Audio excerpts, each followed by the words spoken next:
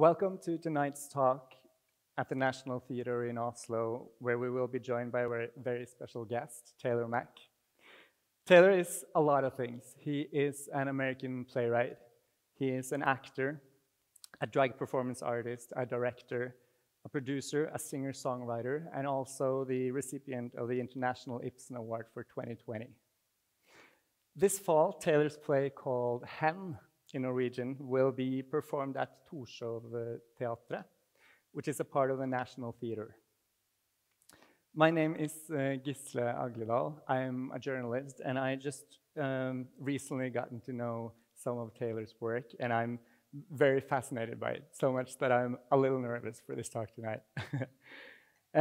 Taylor has been described as a game changer, and his work has been described as both magnificent and grotesque. So I can't wait for us to get to know Taylor a bit more tonight. So let us give Taylor Mack a warm welcome.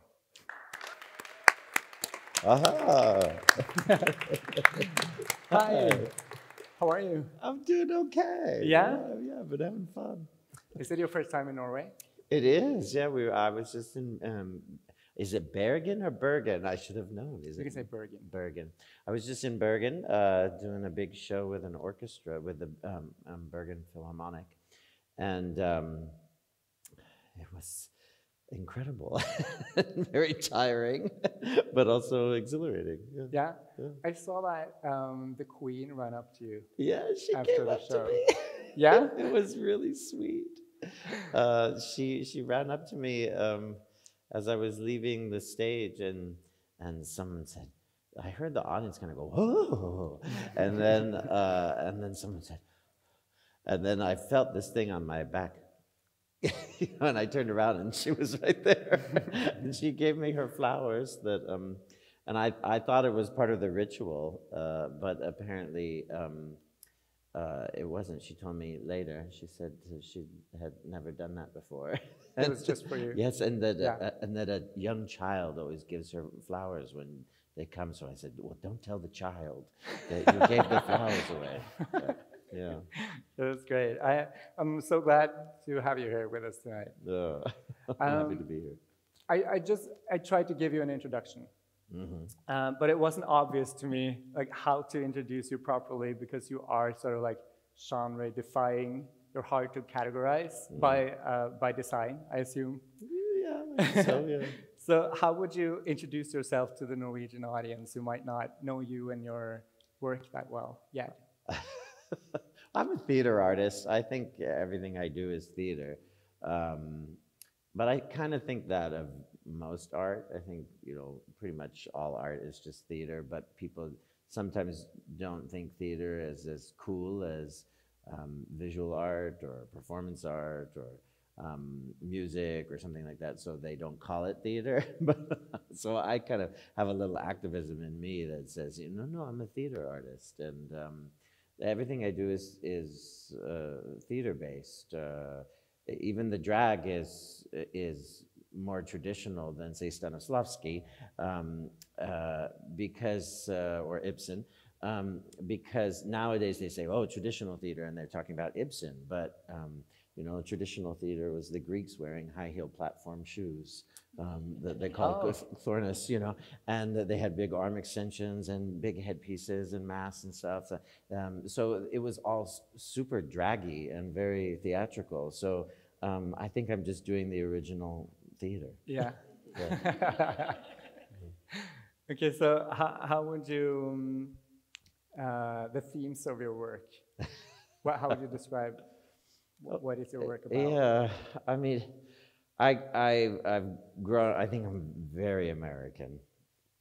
I don't always have pride in that, but I think I'm very American. And in what way?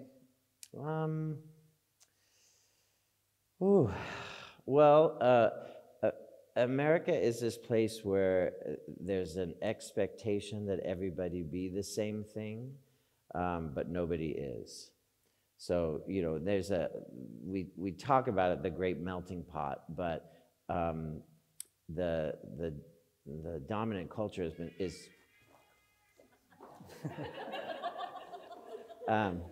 the dominant culture is so oppressive in our country, and now that's not even the dominant culture, but they've still manipulated it to seize control, and the main thrust of this kind of patriarchal, heteronormative, all the catchphrases, but the main thrust of it is you have to be how I am. Like someone is uncomfortable with change, difference, and so they try to force everyone to homogenize. Yeah. And so I think the work is a response to that. It is trying to maneuver outside of that. And that's the big reoccurring theme in a lot of ways, and also building community. How to build community when you're falling apart is something that I keep coming back to again and again. Okay. Yeah, I wanted to ask you about that. I want to talk more about Hem, the play, later, but I noticed when I was at the rehearsals that Max, he says, someone stole the past and I want to steal it back. And I wanted to ask you, because I've like recently become sensitive to the fact that for some of us, there is so much like loss in our shared history as queer people or as indigenous people. Yeah. How do you think we go about rebuilding ourselves and our communities and our history? Yeah. I think there's so many different techniques to do that, right? One of them is to insist that we've been here all along.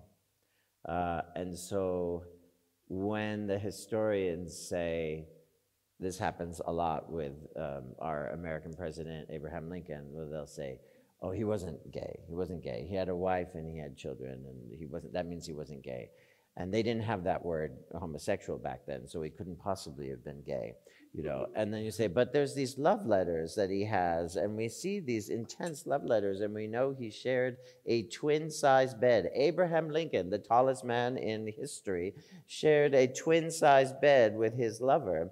And they say, no, that's just how the culture was back then. They just, you know, the men would just sleep in the same bed together.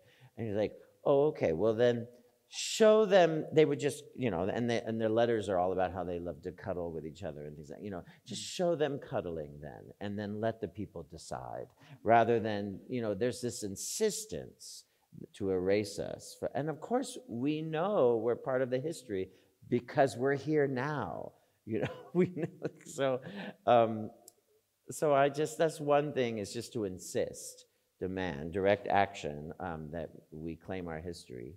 And that the narrative doesn't always have to come from a heteronormative perspective. You know, that doesn't have to be the default. And that's a lot of what Max is saying in the play is I wanted a trans person or a genderqueer person to represent America, because queer people rarely ever get to represent anything other than themselves in art. And so I said, I'm going to write a play where the trans person is the metaphor for America.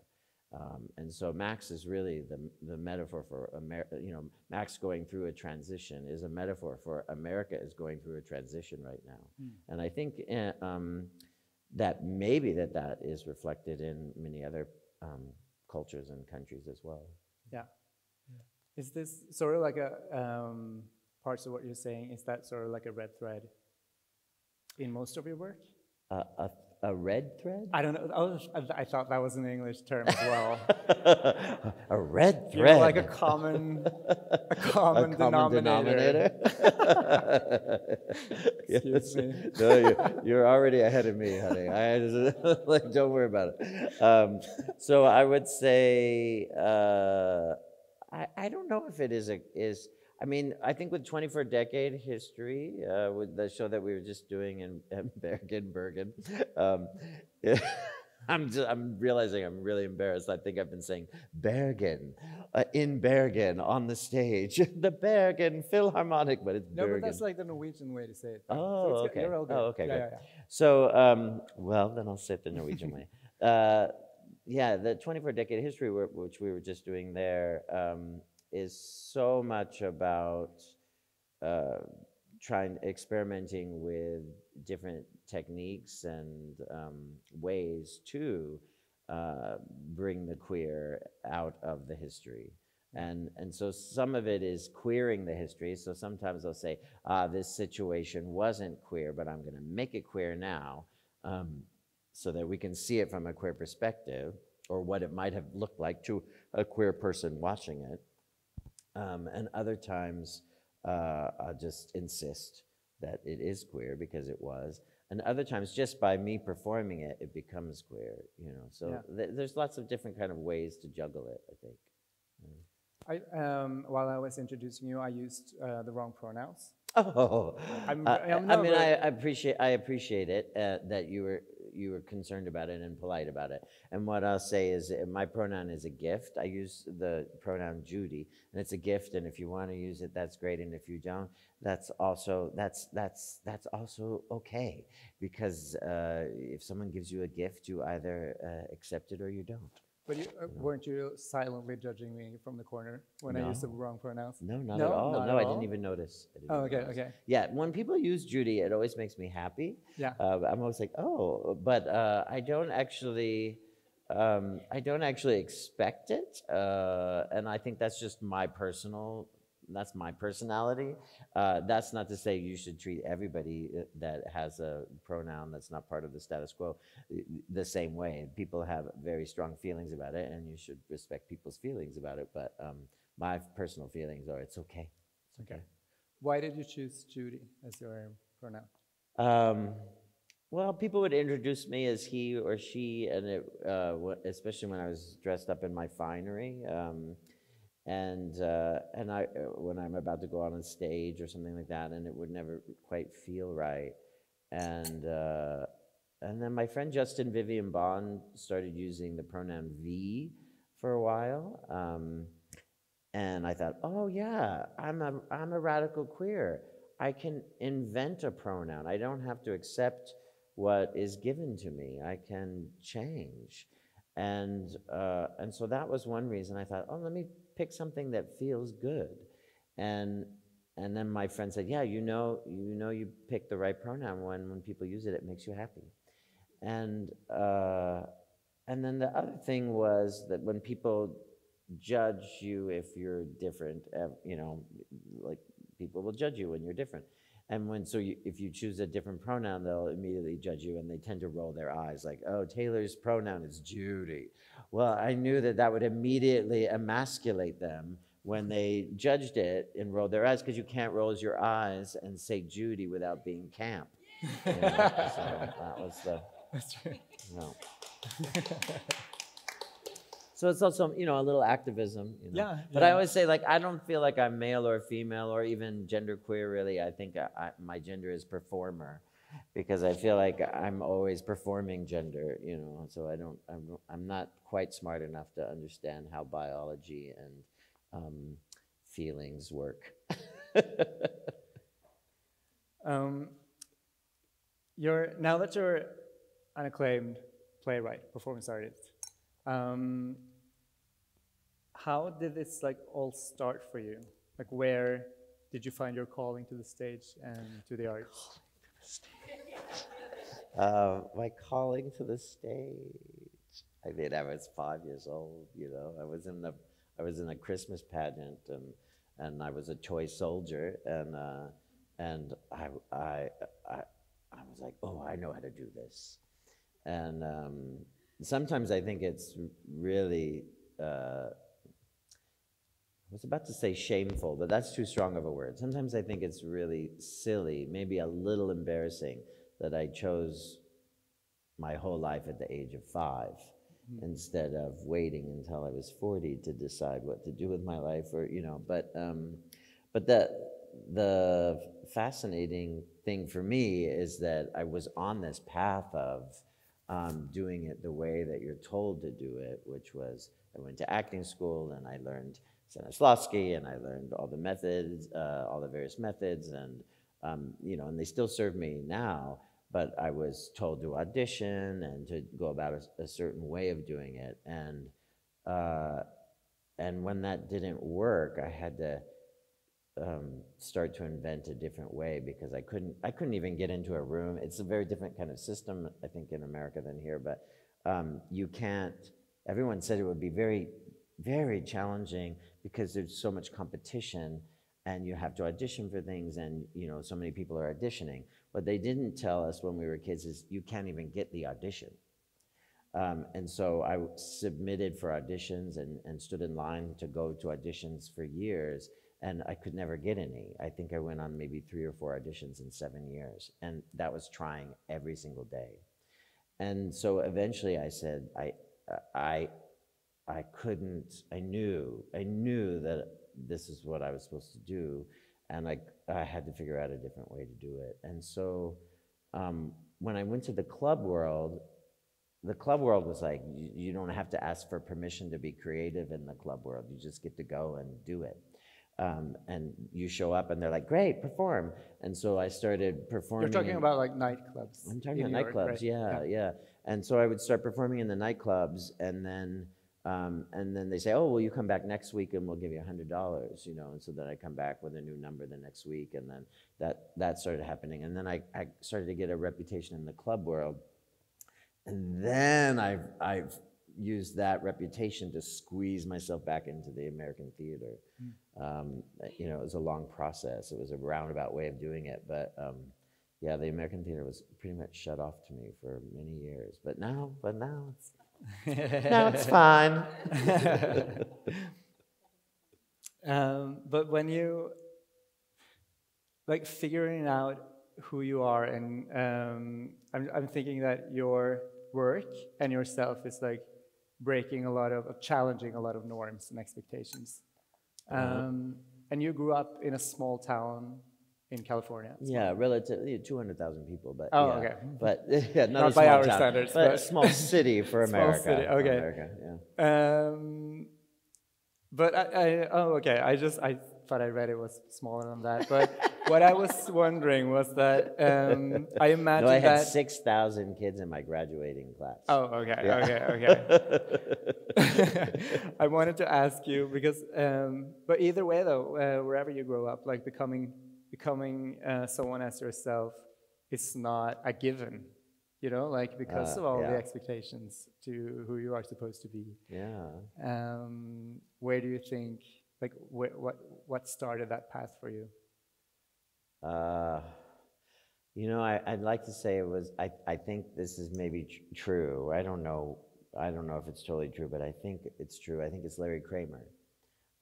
And so Larry Kramer was an activist, an AIDS activist. He created this organization called ACT UP. And essentially, you know, there's a whole generation of men who wouldn't be alive today if it weren't for Larry Kramer and the activists that created ACT UP. And we wouldn't have the AIDS medication that we have today if it were. We probably wouldn't have a vaccine for COVID if it weren't for Larry Kramer. And so I think growing up in a time during AIDS was incredibly, like becoming sexual right as AIDS was starting, was a profound experience and a life-changing experience. And I think to see somebody demand their rights, it told me that I didn't have to do it the same way, that I didn't have to accept what was given to me, and that I could apply direct action to my own life as well. So I think it really was those activists that kicked me out of the loop. I also wanted to ask you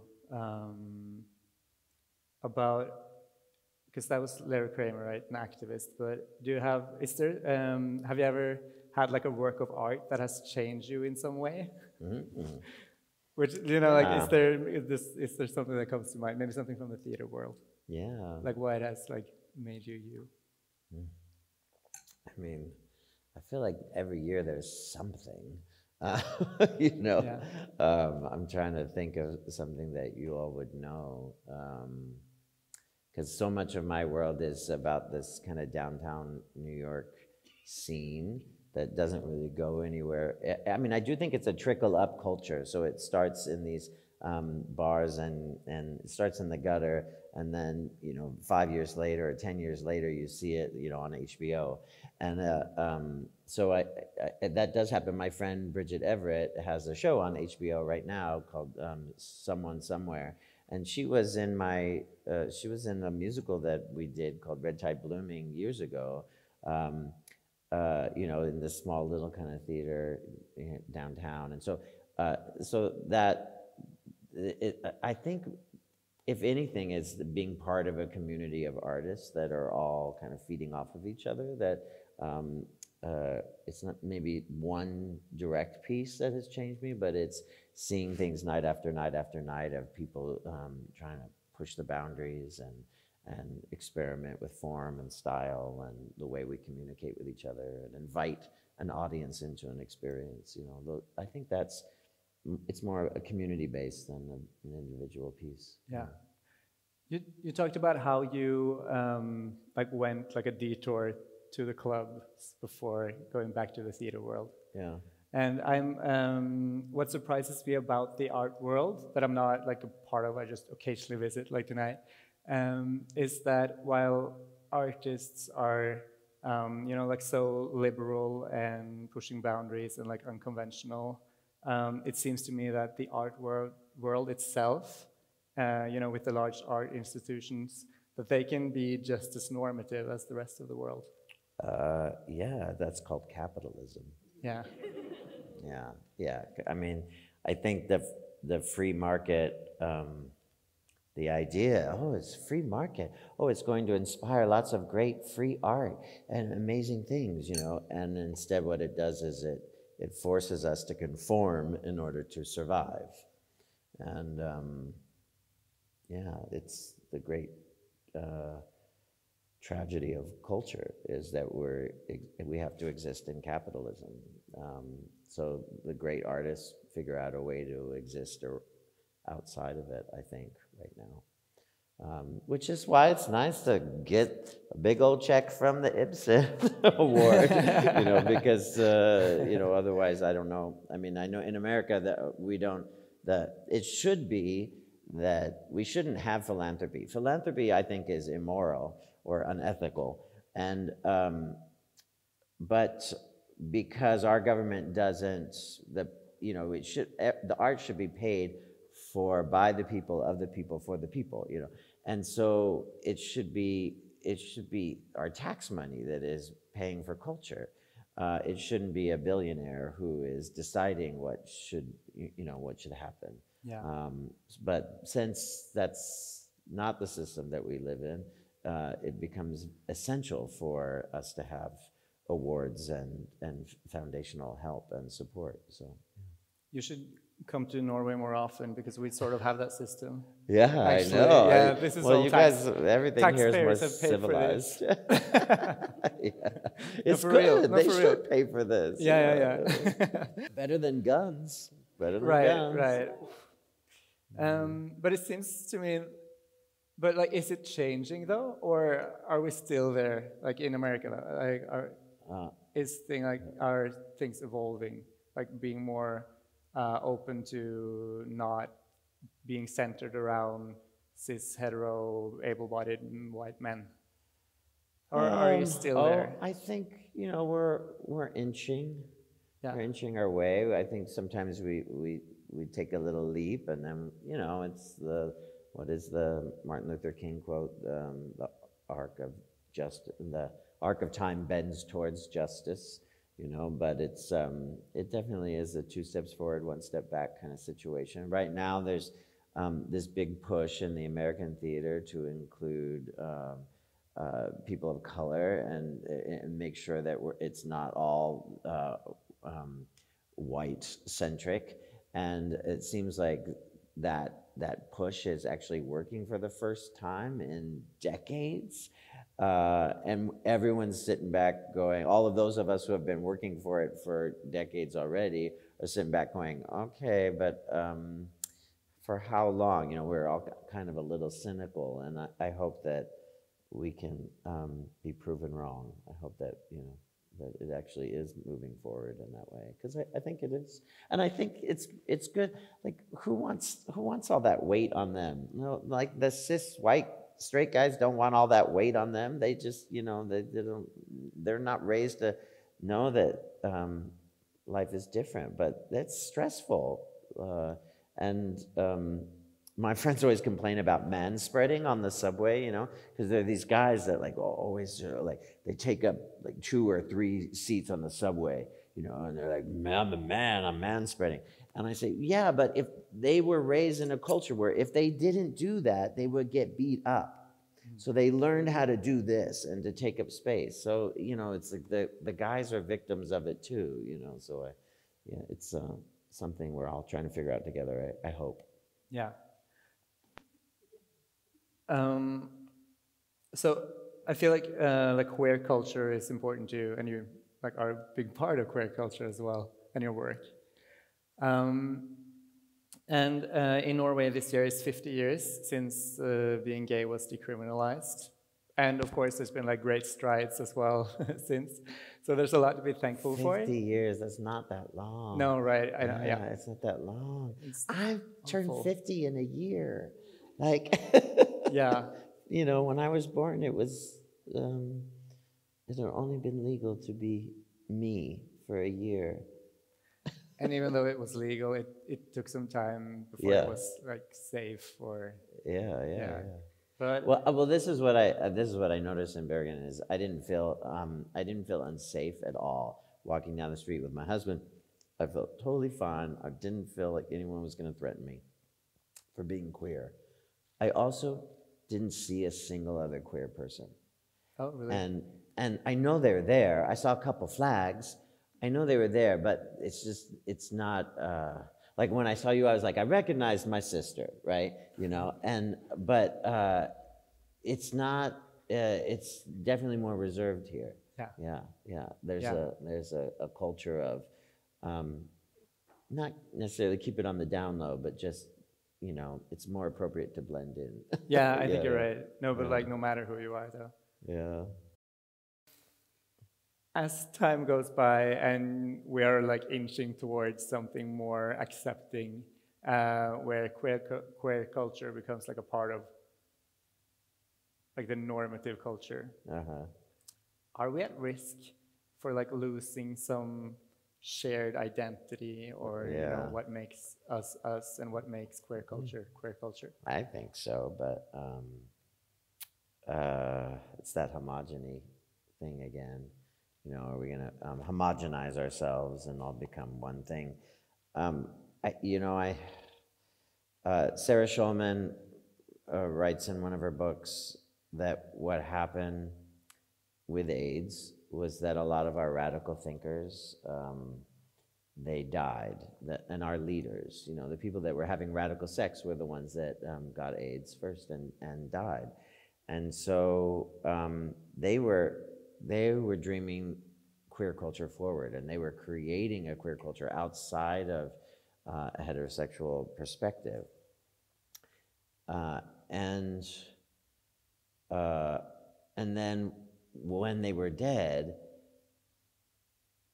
the news agencies and all of our institutions that were run by straight people, they said, oh, well, let's hire a gay person to tell us about gay life and what gay people want, you know, and we thought that was progress. But of course, they hired people they felt comfortable with, who would promote agendas they felt comfortable with. So suddenly, the queer people were never talking about gay marriage. That was not our agenda. It's not something that we were like striving for. And we were never talking about gays in the military being able to fight. That was not our agenda. But then all these people were hired to be pundits on TV shows, and suddenly the agenda changed, and it became, we must conform, and we want to get married, and we want to be able to fight in the military. And so, I mean, it's complicated in that way. It feels a little bit like Sarah Schulman calls it a gentrification of the mind.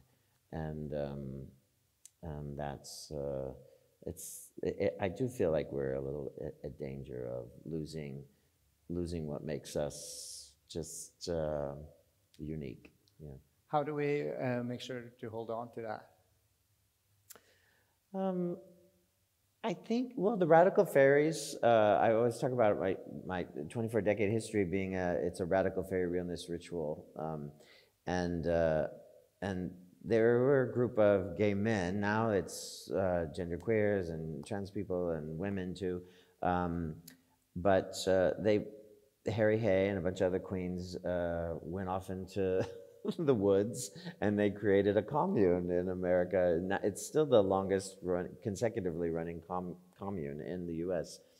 So they managed to figure out how to keep it going. No, all these other communes couldn't figure that out. But the whole point was get together with each other and figure out, how do we have sex outside of what our parents told us was acceptable? How do we exchange outside of what capitalism and our parents said was, and our government says was correct, which all was heterosexual based, you know? So I think that we need to claim more space for ourselves where we can figure it out, because we haven't really had much time in world history to do that on our own. So I think we need more space. Is that also like part of your mission in some way? I don't think so. I mean, maybe a submission, no pun intended. But I think I think I'm a little bit more interested in inviting everybody to the party. That's my personal thing, you know. I'm more interested in making everybody a little queer than I am interested in finding, you know, being a separatist. Yeah. You know what I mean? But I want to be clear, I'm not really talking about separatism. I'm talking about just having some space to experiment outside of the dominant culture, you know. And it seems like all the kids are gay now, but I don't think that that's true. I think that they're beautifully experimenting. And I think probably, you know, it's still, we will always be a minority, a global minority, I think. And so that means that we should always have our own space to figure our shit out outside of the regular world and how it tells us to be. Mm. Yeah. Let's talk about the play Hem, or Here, as it's called in English. In English, it's Here, and it's a homophone, which is like here we are, but also here is a gender pronoun that many genderqueers were using before the term genderqueer was even invented. Oh, okay. It's outdated, but the character of Max is a little bit behind the times of everything, because their information they're getting is limited based on the community that they live in. Yeah. You know, and their kids, so they're grasping onto words, and you know, that's part of the narrative of it.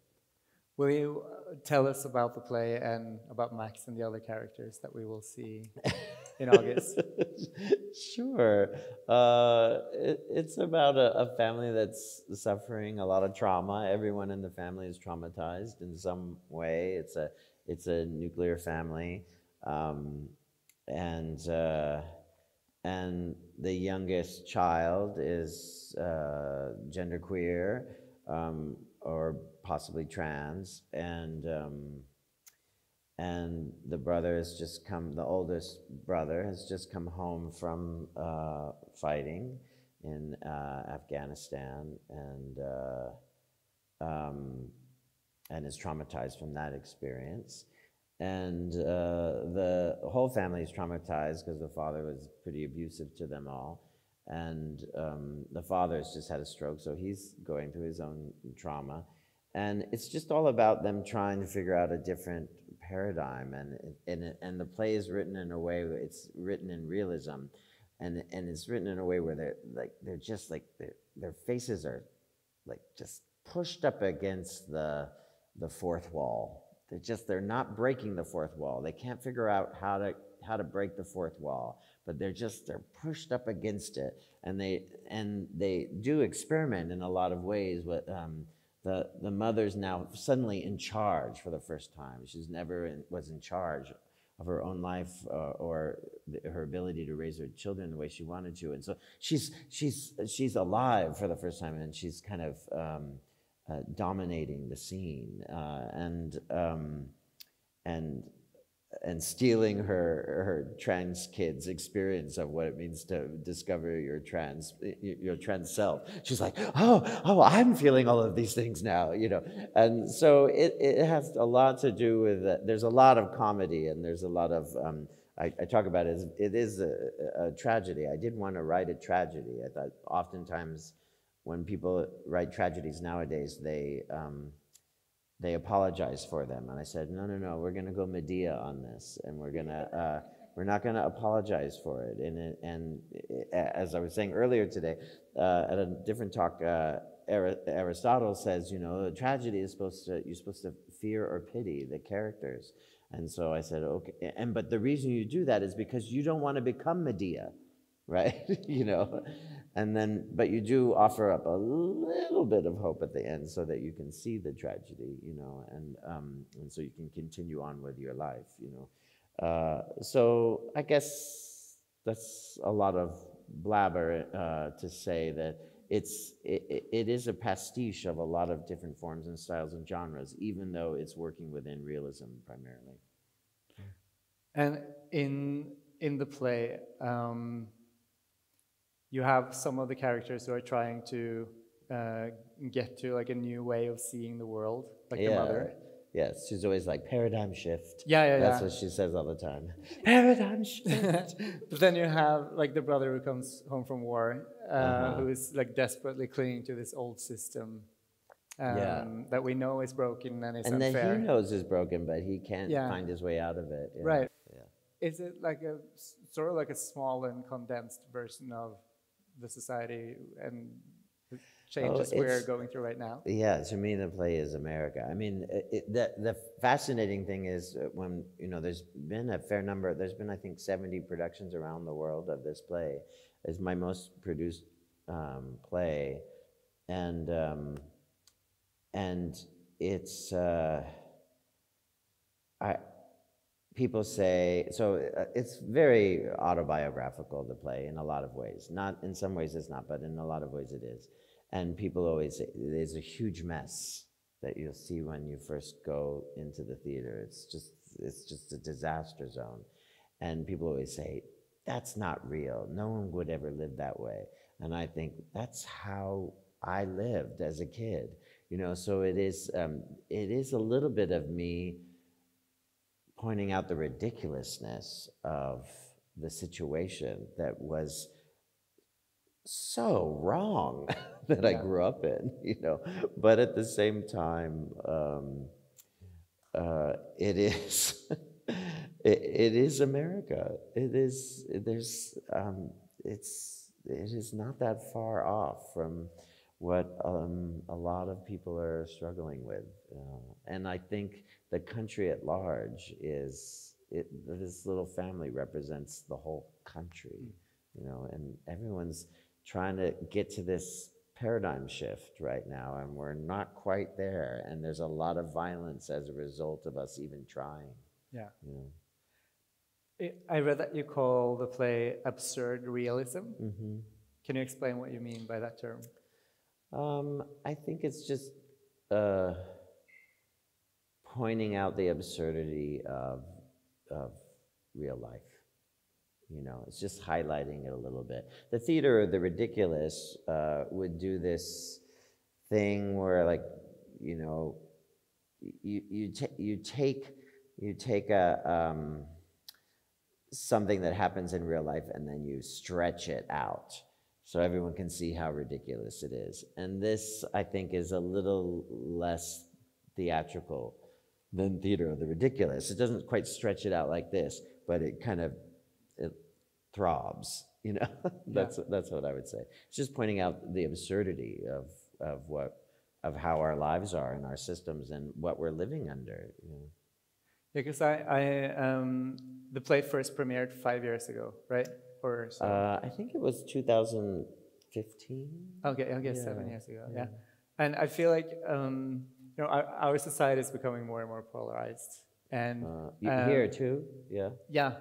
But and when I saw the rehearsals earlier this week, I sort of could see myself in the mother, because I'm getting impatient. I want us to move she's my faster. favorite character. Yeah, right. So I'm wondering, is the play becoming like more and more realistic and less absurd as the time goes by? Like, oh, I think that's the difference. It's very realistic, right? And I think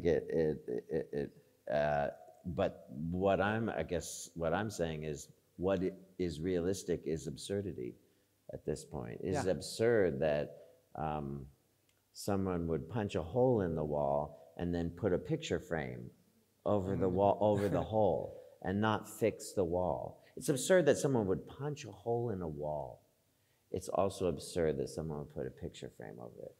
Like, you know? And so but that is happening all the time. Yeah. So no matter who stages this play, how many times has it been produced, did you say? I think it's over 70 now. Yeah. Yeah. And you always, like, there's a demand that the role of Max is played by a trans person in real life. Or genderqueer, yeah. Or genderqueer, yeah. Why is that important to you?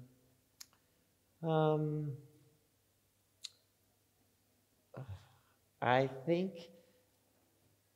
you know, and so there's been, I think, 71, I think, different trans men or genderqueers who have played the role. It's their first time, for most of them, vast majority of them, that they've had access to the professional theater in their hometown. So some of them are wonderful, some of them don't have that much experience yet and are maybe one day will be wonderful, and right now they're finding themselves and they're finding their craft, but if they don't ever get the experience, they never will. And so to some degree it's my activism.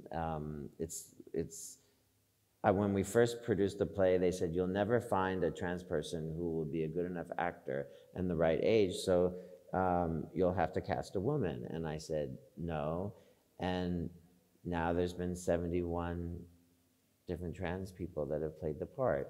And so that's changed lives, and I think that is more important than whether or not a virtuous performance happens in the way that we're used to it. That's part of the conversation. The other part of the conversation is, I think that even if they don't have, they didn't go to acting school and they haven't been in 1,200 Shakespeare plays or something like that, and they don't have all the craft down, they're still going to give something that's more authentic than somebody who is pretending. And so to me, it's just, for the stage that we're in right now, in our politics and our culture, I think it's just really important. There's very little representation. And when we first started this play, there was almost zero in the culture. This, I think, was the first, it was the first play I'd ever seen that produced by a professional theater in America that had a trans person in it.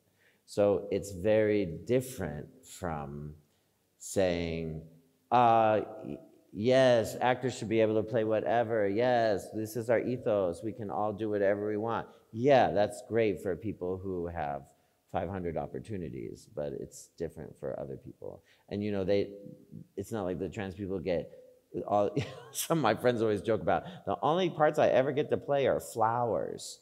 Because they're like, or like, you know, an animal or something like that. They always get cast to play like the non-human roles, you know, like, because trans people aren't humans, you know. So, so I think there's more work to be done before we can say somebody else gets to represent you. Yeah. You know, and I find the duality of somebody's authentic self. I prefer watching an actor on a stage perform the role than watch the actual character. You know, I never quite believe it.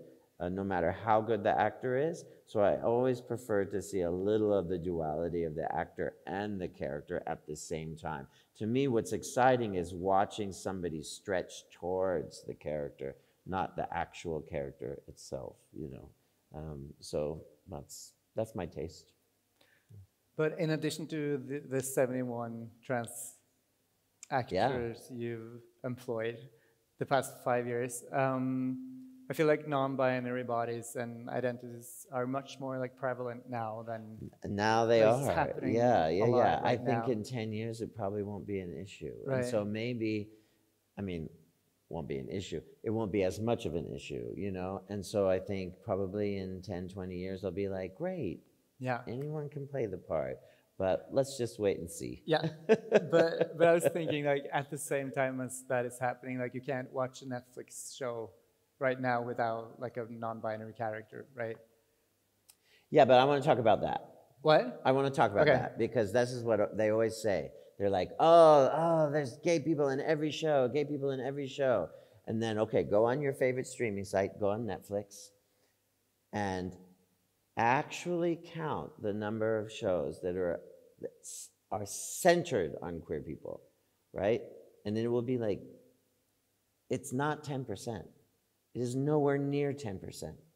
If you scroll through them, you're like, oh yeah, straight story, straight story, straight story, straight story with a queer person in it, straight story, straight story, straight. Yeah. Like, it really is that way. But it feels like a lot because it's so many more than it used to be. Right, I just realized I'm like, I'm satisfied with the crumbs because we haven't gotten anything. Yeah, earlier. exactly. Yeah. No, but you're right. Just because there's 5 shows on HBO that are an option doesn't mean that there's not true. 200 other ones that aren't. You know what I'm saying? Like, yeah. It's And when you watch those shows, you're like, I still don't see myself.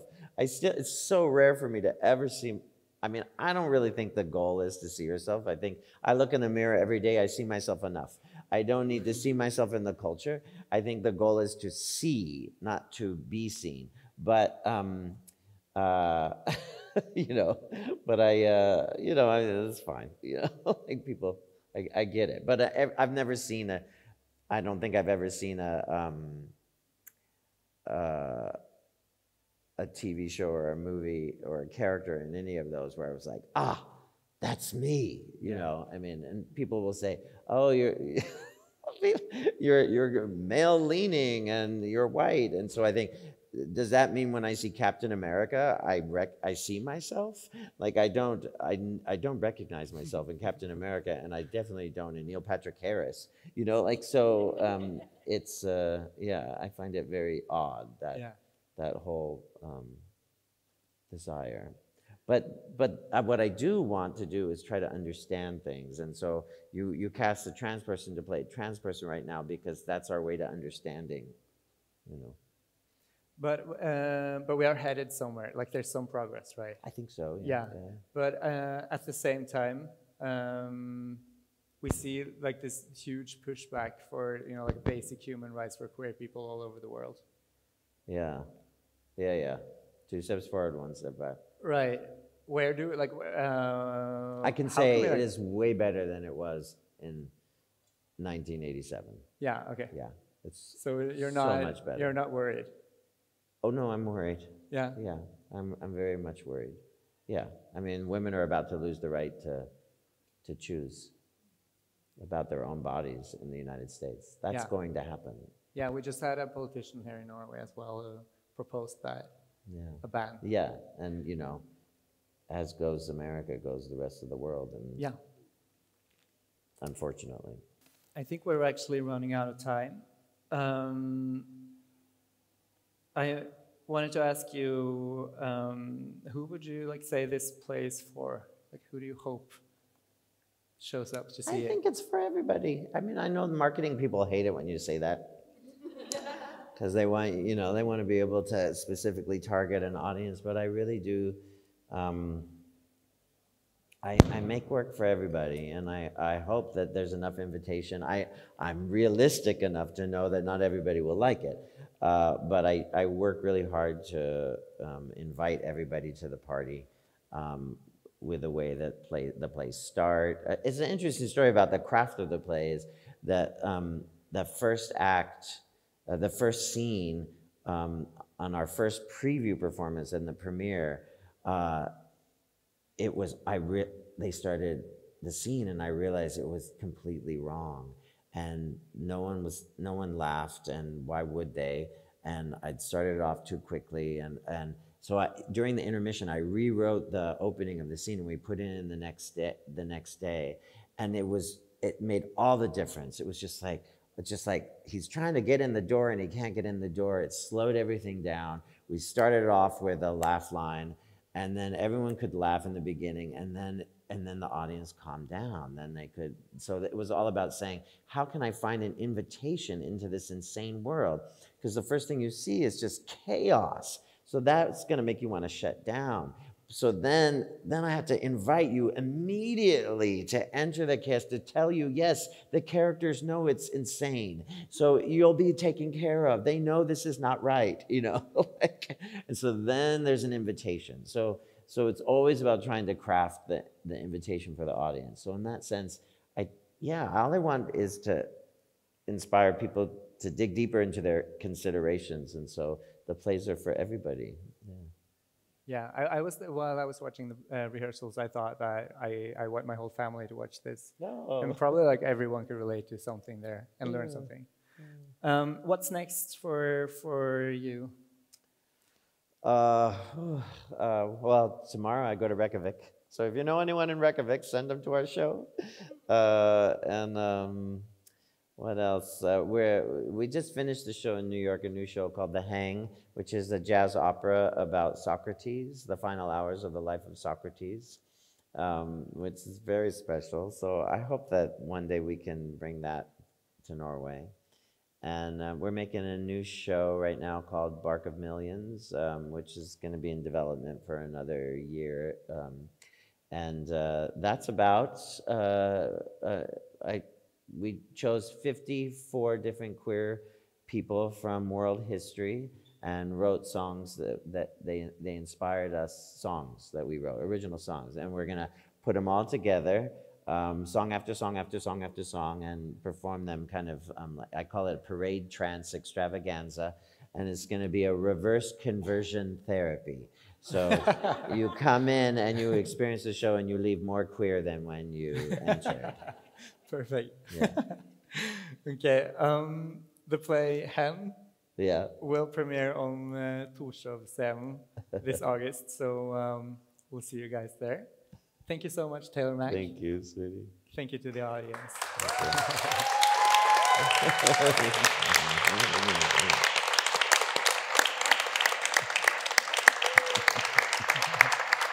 Okay.